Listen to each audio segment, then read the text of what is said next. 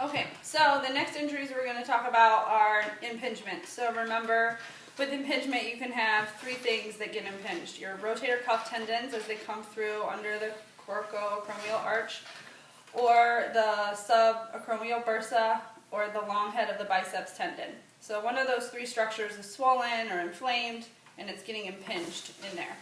So we're going to check for that.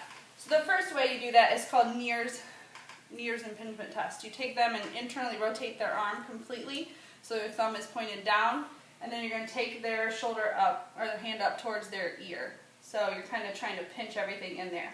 So if they had pain with that, then they would have a positive impingement test. And then the next one is called Hawkins-Kennedy, and the way my students always remember this is that you make them have a hawk wing, but you bend their elbow, internally rotate them, and then bring it up so it looks like a wing, is the way that they always remembered it. But that is Hawkins-Kennedy for impingement. Next we're going to talk about AC sprains. So remember, the AC joint is where the acromion and the clavicle come and make a joint right here.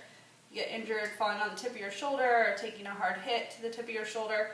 And one obvious sign is called a piano key. I don't think this is in your book, but it's a really common sign. So the clavicle will sit up here, and then it looks like you can push it down like a piano key. And then the other way to test it is an AC compression. So you would put your hand on the front of his shoulder and then the back of his shoulder, and then you just squeeze them. If you feel click or a clunk, you're pushing the clavicle back on the acromion. So obviously that's not good.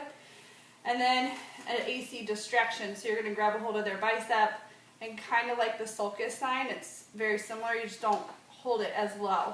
And then you're looking for a separation here in the AC joint as opposed to a flattening of the deltoid in the other one. Okay, and then two rotator cuff test. The first one we really will probably never see in the world of sports, but they talk about it all the time, and it's called a drop arm test. So you instruct them to put their arm all the way out, up towards their head, and then slowly lower it down. So bring it down to your side,